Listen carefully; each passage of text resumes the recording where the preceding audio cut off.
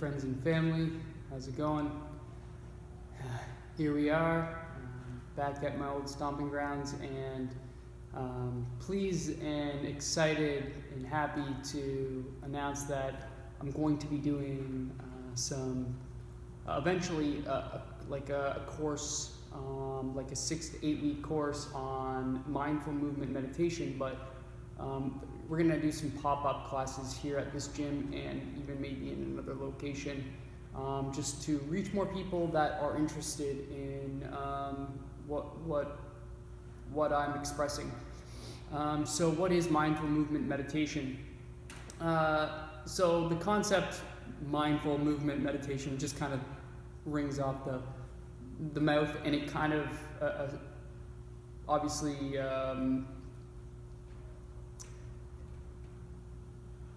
focuses on what it is that for me this was my way of going in and becoming more meditative, and but in a way that works for me and my body right now. You know, like a lot of people that power lift and do really strong strength exercises, to be honest, that's like a meditation for them, and their body loves it and is able to do it, and they've built up to that point. So mindful movement and meditation is about just being here with the body and expressing it, but expressing it by listening to how you feel.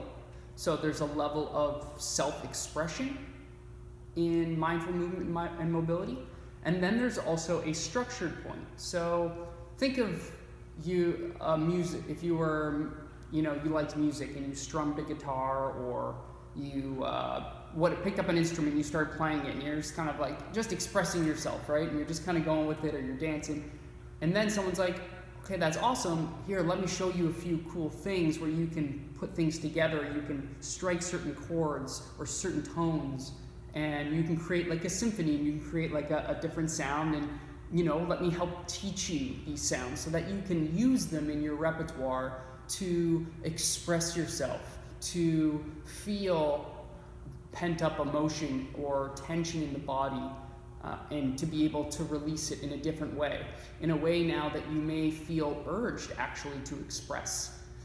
The biggest difference I see between people that are expressing their bodies with movement are the ones that it doesn't always make sense to the mind. So when I first learned how to train and coach myself and other people, everything was very formal and organized and structured and very intellectual, and it was awesome, and it is awesome. But if you are only seeing from that side of the coin, then you're missing out on the other aspect of yourself, which is the expression that your body wants to have. You may be actually tired and your body needs a bit of a down day, or maybe a rest day, or maybe even a working in day, not a working out. And you decide to stick with the program and, push yourself. And in the end, you end up maybe achieving the, desired goal. But what you don't maybe potentially realize is the sacrifice that you needed to do. Now, I fully understand sacrifice and taking risks, and understanding the short term versus long term, in the sense, not understanding it, but understanding that it's something real. Maybe not understanding what that consequence will be. And what I've needed to learn, and what many people need to learn, is that when you are really pushing your body and your life in your system, there may come a point for you where either it's voluntary or involuntarily forced upon you, where you have to start thinking differently about how you use your body. Or your goals may change, and you might be inspired and new in different ways, and you may want to kind of go in, and yoga has been a way of doing that. And so,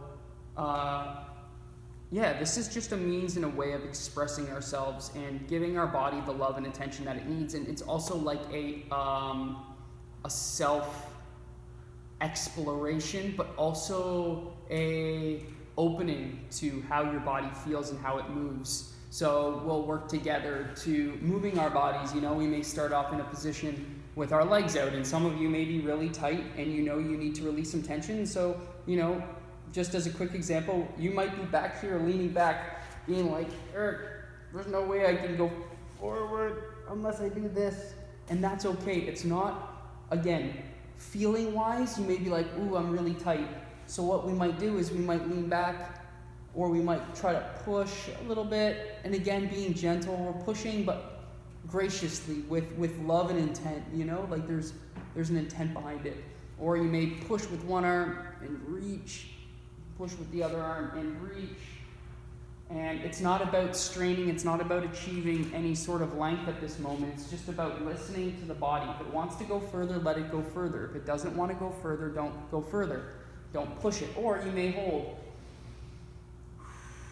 Take some breaths and reach, reach, reach, reach, reach.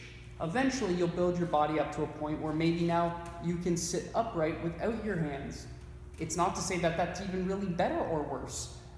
You know, and then eventually maybe even leaning forward. And, oh, now I feel a nice stretch in here, and my back's a little flatter, and I feel like I can sit upright more. I'm not, you know, taking a lot of energy away from my body in this position.